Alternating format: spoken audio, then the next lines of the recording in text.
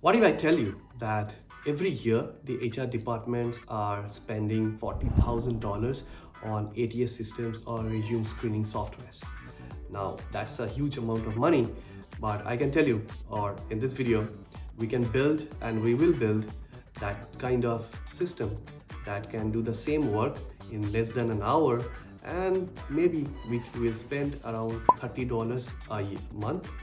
So stick around, and by the end of this video you will have a production ready AI hiring assistant that will eliminate 98% of manual work that the HR department does with screening the CVs. Hello everyone, welcome to another video in this channel. My name is Pratik, and today we are going to build a AI hiring assistant. Now recently I was talking with a friend of mine who is into HR, and he was about to close a role for his organization. Now he says that for one role they normally get around 100 plus CVs, and it takes around 5 to 10 minutes to screen those CVs and assess whether this CV fits the role or not. So today we are going to tap onto this pain point because it takes a lot of time for them, and we will reduce this manual effort and let the AI do its job and make it automated.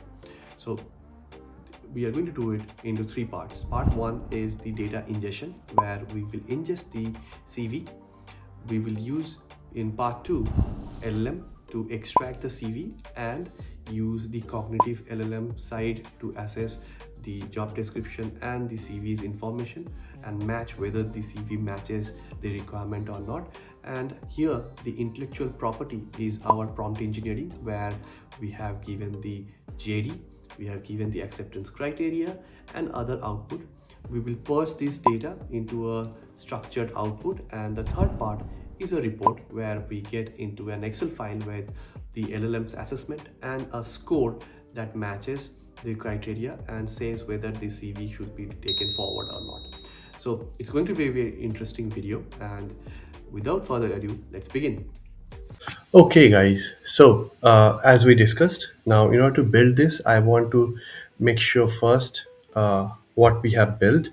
So, I'll just show you and run the output how it looks like. So, this is what the first view would look like. You will have name. I'll type in my name. I have my email ID with this, and I'll upload the CV.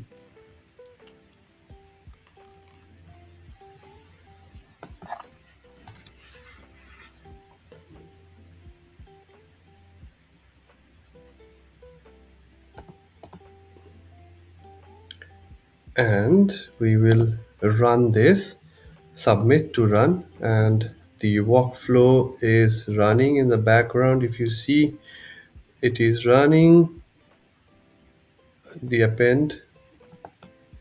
The moment this output comes in, then only it will show as the submit will work. So we can rework on this that it shows directly, but at the end of the day, now you see uh, we have Mistral has run, the LLM has run, and we have got it. So workflow has successfully executed. And now we'll see what the output would look like.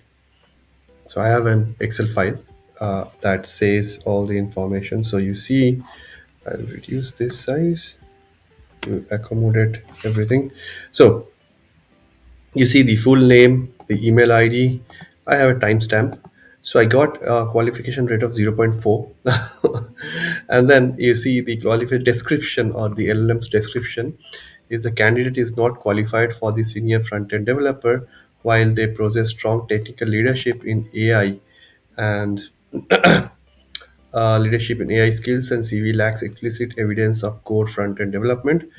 And conclusion is the candidate's profile is heavily skewed towards AI and data science leadership, and developers such as Deep React is not. Therefore, the candidate is deemed unqualified for the specific role because we are asking for a senior front end, and the CV that I have given, mine CV, is into AI and machine learning. So that's the output that we got. So in just it most probably did not take even a minute to get it. Now, so this is what the output. This is what we have built, And now, before even we get into the nitty gritty, I need you to understand three pieces of this. Is one, you need to have NA10. This is NA10, and people who are not aware of NA10, it is an automation workflow that helps us automate many of the tasks. And I already have, so you need to install NA10, and I already have a video which shows in the I button. So please go and watch that video in order to download NA10 in your system. So once you have installed, please come back again. And people who have already installed, please let's go forward. So we have NA10. The second is you need to have Google account enabled into this. So we are using Google Sheets, so you need to have Google. Now again, there is another I've already showcased that how to enable Google APIs like Google Drive, Google Sheet, Word, email into this. I'll add the link for that video also to look into. So you need to go to the credentials. You need to get the credentials in order to add it, and you need to go to Google Cloud to do this. And the third piece is Mistral, where you can have, or the LLM. The first LLM is the Mistral. I'll show you how to get the API for that.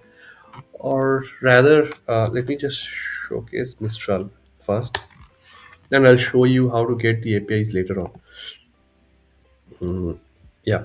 So this is Mistral. Mistral is same like OpenAI, same like Anthropic. This is a French company, and their LLMs are also very good. So you can try other. They have recently released the OCR model, like DeepSeek OCR is there.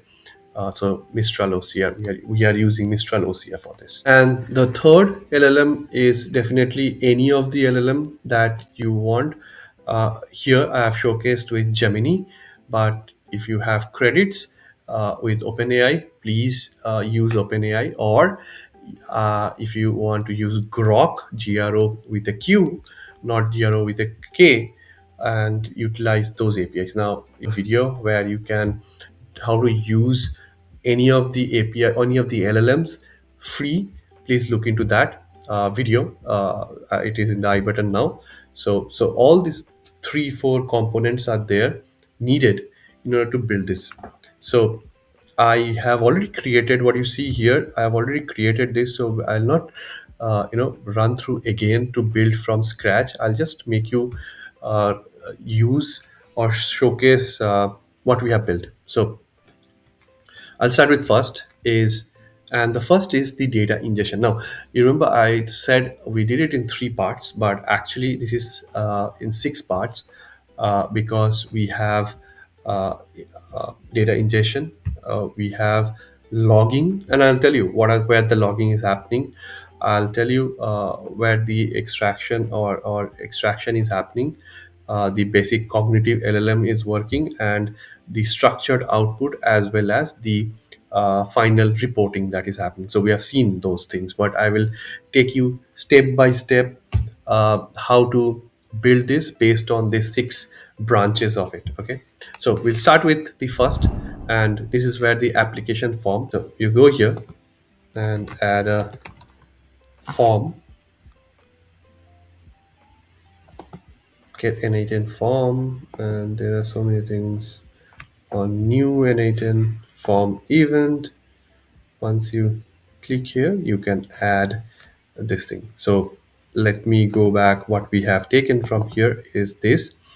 Now, what I have done is we have not taken any authentication. We have added the field, which is the name field, if you see, and have given a required field. I have added an email field, which is important. It is working. It will work as a primary key, by the way. And then upload CV, where I have used the file, and I've said it has to be only .pdf. And the other part is I have added a custom form, which the form you saw as how it was looking so beautifully. So this is what the custom code looks like.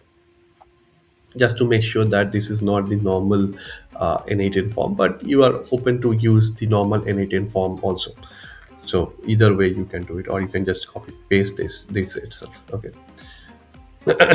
Okay, so that was the ingestion part, where the user uses the username, name, and the uploaded CV.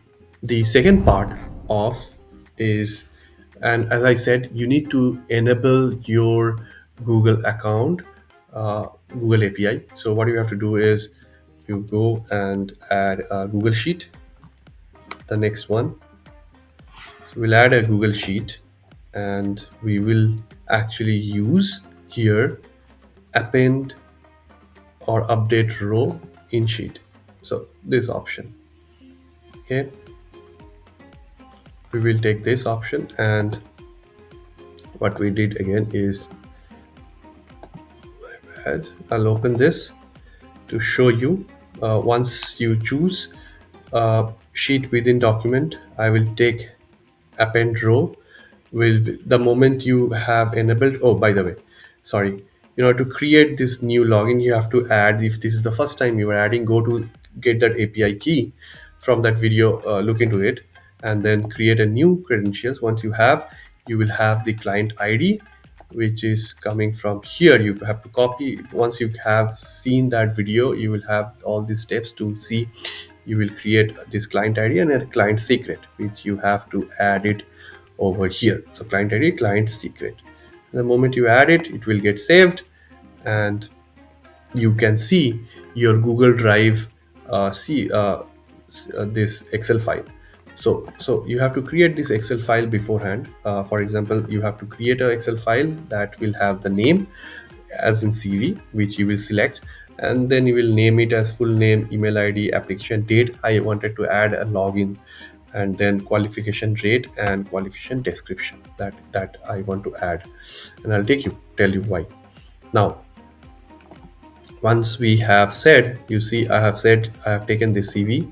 I have other files also, and I'm telling it is sheet one, and it is taking from manual. And then I said from the JSON, once you have imputed this information from into that form, it will have full name, which is coming from here. You just have to pull it like this, and the email ID, which is here, and then the submitted date. I wanted to have the submitted date. Now this actually logs in uh, when this CV was created, and the email and name. So it did not take any scores description, but I just the login has happened. Okay, and I'll tell you why. See, if someone submits, let's say, and I say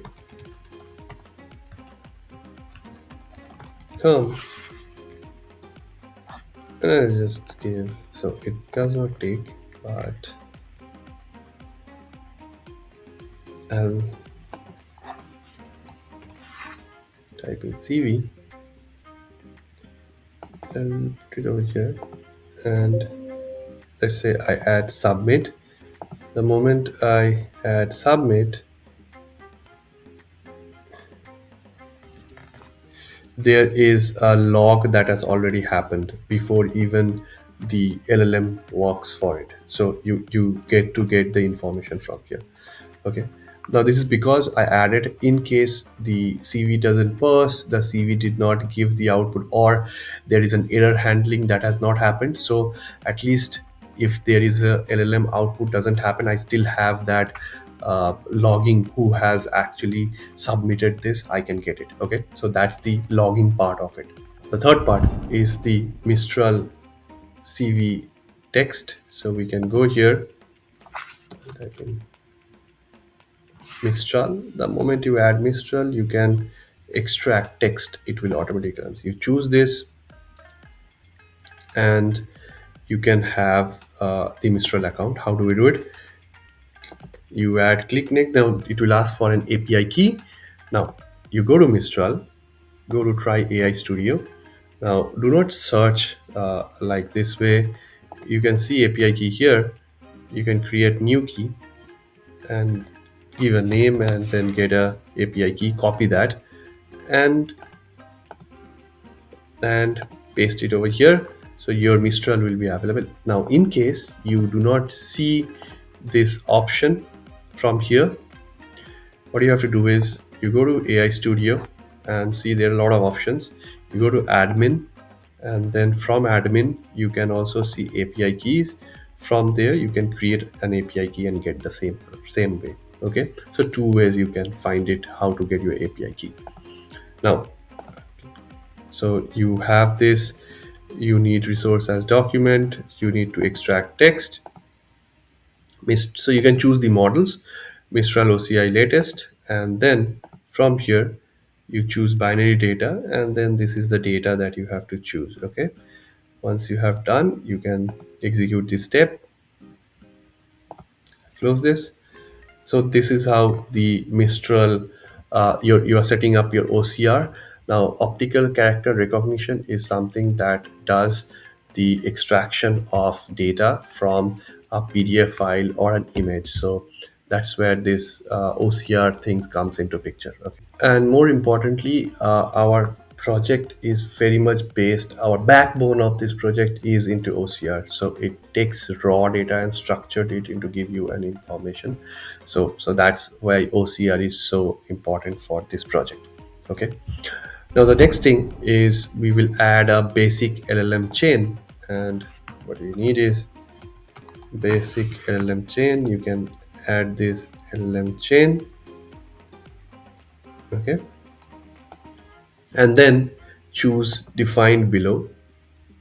Okay, and here we'll add the prompt. Now this is what our intellectual property is all about. All the things drills to this prompt for us, and I'll take you to the prompt one by one what is happening. So, and before even running you add this GPT model again. Look into that thing how to add. I'll show you how to add maybe. So you go here, open Google, and you get Gemini model. Once you have the API available, you can choose the create credentials from there. You get the API same way, and choose 2.5 flash. Okay, let me add this and open up the LLM chain, which tells you what we want, and will take some time to understand what we are doing. Now, the better the prompting, the better is the output, and more important, your JD also works very nicely, because the better the JD, the way you have given, the LLM will be able to assess the requirement of the JD. So, what I'm saying is, we are setting a goal, and the goal is your primary goal is to evaluate a candidate CV against provided job requirement for the senior front-end developer position. So I'm saying what is the role over here, and you must determine if the prospect is qualified and produce a raw JSON output containing qualification score. Here I am passing in what is my requirement for that output report. Okay, qualification score and a detailed evidence based on explanation for that score. Okay, so that's my goal, and I've closed the goal. Now, what is my job requirement? And this is where all the information, or this is where the JD comes into picture. Putting the JD role is senior front-end developer. Title I'm giving senior front-end. Location is this. About the role, we are not going into the JD, but imagine the key responsibilities I have given, the requirements, the tools that is needed for a front-end developer to do. But here, the criteria is more on the evaluation criteria. Okay, what I'm saying is that core requirement must have, okay, that experience of 5 years that I have mentioned in the JD. Okay, project leadership proves experience, JavaScript, I'm specifying these are the things that is needed. Framework expertise and state management, API integration and version control, all these things.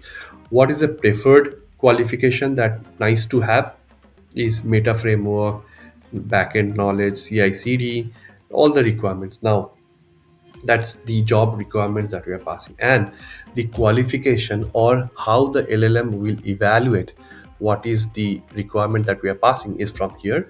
And I'm saying how I evaluate is I operate based on strict set of evaluation criteria based on specific role. My analysis is broken down into two main categories: core requirement and preferred qualifications. And then I am saying that I'm putting an evaluation logic that actually says that the qualifications rate that we have asked has to be how the scoring is going to happen, and I'm saying it has to be from 0 to 1. And the first range is 0 to 5, which is unqualified. And you remember I got 0.4, which says missing major core requirement. So it was able to assess what is my requirement based on the JD, and then I got 4 because I am saying here that I am unqualified. So that means 0.4 is unqualified for this role. Okay. What I'm saying is 0.5 to 0.7 is partially qualified, that meets most of the core but is weakly missing one or two criteria. Okay, so we can look into this value if we have threshold that we are seeing, but the cutoff threshold is 0 to 0.5. So anything less than 0, 0.5 or 5, 0.5, we can just take those CVs out at the very screening. So you see, we're already cutting off the time that the CV needs to say. Out of those 100 CVs, there might be 50% of those CVs might not fit onto that requirement that we are passing in. Okay, so it will get already that score from 0 to 0.5. Now, 0.5 to 0.7 is partially qualified, and then 0.7 to 0.1, or sorry, 1 is highly qualified, meet all the key requirement, bonus applies. Okay, and then I'm saying there is a constraint that I'm putting is a candidate missing one or more core requirement cannot score above 0.6. So we are passing in what are the critical constraint that I'm saying, and and candidate meeting all core requirements should score at least 0.75. The explanation must be clearly stated which core items were missing. So you see, uh, if we go back to the CV, here, based on this core requirement evaluation, it's saying that experience 5 plus not met. The CV highlight expensive experience in AI solution architecture, but React was used, but then nothing was happened. So you see, in each of these preferred qualification, or you see Meta framework not met, no mention of Next.js, backend not met. So we are also specifying, my LLM is able to specify that whether it's made or not made based on this criteria. Okay, because we are saying the explanation must clearly state which core items were missing. Okay, and then the preferred qualification uh, and bonus, each made preferred qualification adds to the score, pushing it closer to 1. The explanation must be detailed point by point and all these things for the CV. And then there is an evidence and auditability that I'm adding, which says that the explanation must be detailed, point by point analysis justifying the score by citing explanations and lack of thereof CV for each requirement. Again, if you go back, the conclusion, right? The candidate's profile is highly skewed, all this information that states this detailed why this is not chosen and why that score was given, right? Then there is an error handling that we have added, is that what if the CV is, they have, someone has not put in a CV. Okay, that might be something, so we have to think of that way also. So I've added a error handling that in case someone has not put a CV but something else. So if the provided candidate CV text is empty or clearly not a resume, a short irrelevant fragment, rate return a qualification rate of zero point 0 and set the explanation to CV text extracted failed or provide document was irrelevant. So we are putting an error handling part of it also inside the prompt. And important is, only evaluate based on what is explicitly stated in the CV. Do not assume or infer skills that are not mentioned. If a requirement is not addressed in the CV, clearly state that. Now, this is where we are putting so that the LLM doesn't hallucinate. Okay, so we are putting that explicitly an important criteria, do not hallucinate based on this. And then I am giving the candidate CV this markdown file. If you see this extracted text, I am pulling it over here so that the OCR or the Mistral AI, which has extracted the CV information, all is here combined together into one extraction, and then I'm passing in the candidate CV, and then I'm adding few instruction again that check if there is an explicit evidence of CV, code the reference specific parts of the CV. If the requirement is not met, clearly state is missing. Do not fabricate. Again, I'm specifying do not hallucinate or explicitly say mention in the CV. And the output, I'm saying it's a raw JSON object that I should be getting, and all these things. And then so all this part of, so as I said earlier, my the best part of this entire flow, the flow is very simple, but the main thing that is happening is inside the prompt engineering. So, and there is a structured prompt that we have out: what is my goal, what I am asking, what is my criteria, and what is my output that I want to get. So this is how the prompt engineering has to be done in any of the project that you should take, and that's how I should get. Now if you see, we added this JSON extraction, and here if you see, I can see the results. And yeah, you see candidate name and where he is, technical leadership, all this information of the CV is getting extracted from the AI. So AI is getting, so Mistral has extracted this piece, and then all together the prompt and the data is getting passed to the LLM. Okay, this is what the LLM along with the prompt is going through. So that's the model. And then I'm asking that I have a system, I'm adding a system message, and that was a user prompt. This is a system prompt, and I'm saying is that you can add a even you are a hiring assistant or something. It's just to add one more guardrail to it, that you are an AI hiring assistant specialized in AI agent design, meticulously evaluate CV criteria based on object requirement. Your personality is, so I'm adding personality to it. Professional, objective, and detail oriented. You provide clear evidence-based assessment to support hiring decisions. Okay, so I'm adding a persona to the AI hiring assistant. Okay, so that's where we club all the prompt and the data together, and then I'm saying I need a structured output. So I'm adding a tool to it, output parser, that says that do not give me any other output other than a structured output in JSON format, where I am saying it's an object number. I need the description, a qualification rate, typically a number between 0 to 1 or a percentage, and the explanation, a textual explanation of or description of the qualification rate. So this is what the output I would request. Okay, and then the last part of it where the reporting is happening is I am again creating that output or adding the update sheet, which my Excel file is giving me, is from here. Again, update the row with the CV and map. Then I'm saying here the most important part is that mapping column mode, map each column manually, and the column to match is email ID.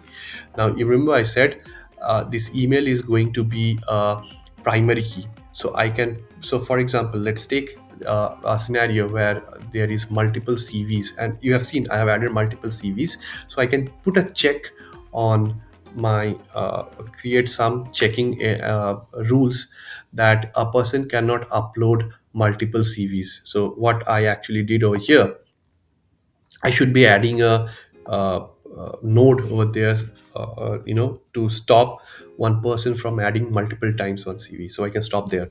So that's why uh, this part is working as a match column of primary key. And then I'm saying that values to update email using match, the qualification rate that we got, which is here, and then the qualification description that we are adding. So you see email ID, qualification rate, and qualification description that keeps on coming in.